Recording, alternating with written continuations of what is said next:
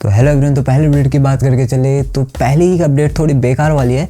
तो कमर्शियल जो एलपीजी के प्राइजेस थे वो गवर्नमेंट ने फिर से बढ़ा दिए हैं। दिल्ली में 19 kg वाला जो सिलेंडर है वो 42 रुपये से महंगा हो गया है, जो टोटल 3113 रुपये का हो गया है। और जो कोलकाता में भी 53 रुपये बढ़ा दिया है गवर्नमेंट ने, प्राइस 3255 रुपीज पहुंच गया है। और इससे पहले भी मार्च में भी बढ़ाया था, अप्रैल में, मई में, लगातार 3 महीने से हाइक चल रहे हैं। और साथ ही जो 5 kg वाला सिलेंडर है वो भी 11 रुपये महंगा हो गया है। हालांकि जो घरेलू वाले सिलेंडर है उसका प्राइस में कोई चेंज नहीं आया है और उसके लिए तो अच्छी बात है, पर जो कमर्शियल वाले सिलेंडर है वो तो दिक्कत वाली बात है। और इसके साथ साथ ऑयल प्राइसेस भी आज 2% से ज़्यादा मूव हुए हैं, $89 पर बैरल तक पहुंच गया है। और ब्रेंट क्रूड ऑयल के प्राइसेस $93 पर बैरल हो गया है। क्योंकि इजराइल और लेबनान का लफड़ा जो आजकल चल रहा है तो वो अलग है, तो उसी वजह से जो प्राइसेस है वो बढ़ रहे हैं। तो हर जगह दिक्कत ही दिक्कत चल रही है भाई। तो अगले अपडेट की बात करके चले तो वोडाफोन आइडिया ने एयरटेल के बीच में एक लफड़ा देखने को मिला है। जो भी उनका एयरटेल का अभी नया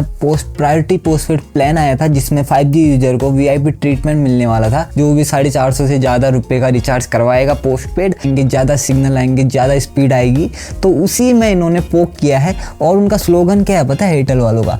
स्ट्रॉन्ग नेटवर्क सबका हक। तो VI ने इसी चीज़ को पकड़ के अपना कैंपेन आगे बढ़ा रहा है। और लगातार 3 महीने से जो VI के सब्सक्राइबर ग्रोथ है वो 53,000 से भी ज़्यादा है अप्रैल मंथ में। तो कहीं ना कहीं यहाँ के यूजर शिफ्ट होंगे थोड़े बहुत, जितने भी आ रहे हैं। तो VI उसी में अपना फायदा ढूंढ रहा है, जो कि सही बात भी है। और इसमें ट्राई भी आ गया भाई, जो रेगुलेटर है वो भी इसी मैटर के ऊपर चेकिंग चल रही है कि ये रूल सही है कि नहीं है, न्यूट्रल है कि नहीं है। तो आने वाले समय में हमें पता चल जाएगा ये प्लान लॉन्च होगा या नहीं होगा। नहीं है होना चाहिए, वैसे तो बेकार है। तो अगले अपडेट की बात करके चले तो इंडिया और ओमान के बीच में जो FTA साइन हुआ है, यानी कि फ्री ट्रेड एग्रीमेंट हुआ है, आज से वो ऑफिशियली चालू हो गया है। और इस डील से इंडिया को 3 साल के अंदर लगभग 50% तक बूस्ट मिल सकता है। इंडिया के जो textile, leather, footwear, James, jewellery, pharmaceutical, engineering product, automobile product, सबसे ज्यादा जो ये चीजें हैं वो ज्यादा एक्सपोर्ट करेगा इंडिया ओमान को। और ओमान इंडिया को 99% से ज्यादा जो एक्सपोर्ट है उनके, उन पर 0 टैक्स देगा। और एक चीज गौर करने वाली बात है, जो इंडिया है अब एक्सपोर्ट ज़्यादा करने का सोच रहा है, क्योंकि इंडिया एक इम्पोर्ट रिच कंट्री, यानी कि हम बाहर से दूसरे देशों से खरीदते ज़्यादा हैं और हम एक्सपोर्ट नहीं कर पाते। तो अब कहीं ना कहीं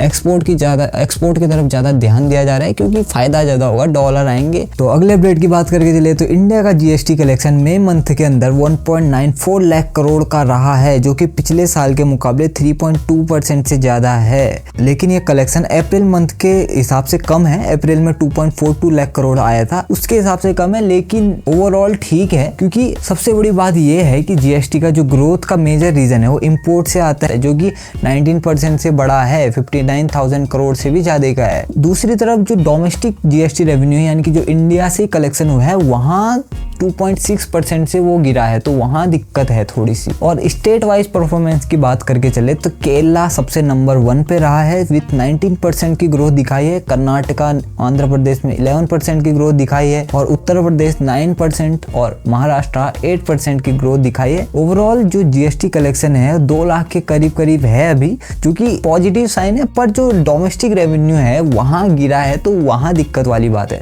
यानी कि घर के अंदर ही मामला खराब है, जो बाहर से इंपोर्ट हो रहा है वहाँ से जितना भी टैक्स आ रहा है वो सब है। तो अब बात करें सैमसंग की, तो उन्होंने माइक्रोन को पीछे कर दिया है भाई। मेमोरी चिप मार्केट में अपनी जगह बना दी है। 40% मार्केट शेयर है इनके पास, जो कि 35% था 2024 में। और माइक्रोन का 36% से डाउनफॉल देखने को मिला है कंपेयर टू 2024। ऐसा क्यों हो रहा है? क्योंकि माइक्रोन 2024 तक बहुत सारा डोमिनेट करता था जापान के मार्केट में या मेमोरी चिप मार्केट में, मान के चलो। के बाद सैमसंग ने एक्सपेंड किया है, क्योंकि वो रिलायबिलिटी और जो लॉन्ग टर्म प्रोडक्ट वाला इनका जो चलता है कि हम लॉन्ग टर्म के लिए बनाते हैं कुछ भी, तो उसी की वजह से जो भी AI सर्वर्स हैं वो इनको ज़्यादा प्रिफर करते हैं। तो इसी वजह से इनका मार्केट शेयर बढ़ते हुए दिखाई दिया है। तो अगले अपडेट की बात करके लिए तो रशिया ने बैन कर दिया भाई एविएशन फ्यूल एक्सपोर्ट टिल नवंबर 30। तो अब नहीं करेंगे भाई एक्सपोर्ट, वो डोमेस्टिक प्रोडक्शन के ऊपर ज़्यादा ध्यान दे रहे हैं, यानी कि प्रायोरिटी उन्हीं को दे रहे हैं। और इंडिया ने भी किया है ऐसा। इंडिया ने जैसे पेट्रोल, डीजल और एविएशन फ्यूल इंडिया ने भी बैन कर दिया है,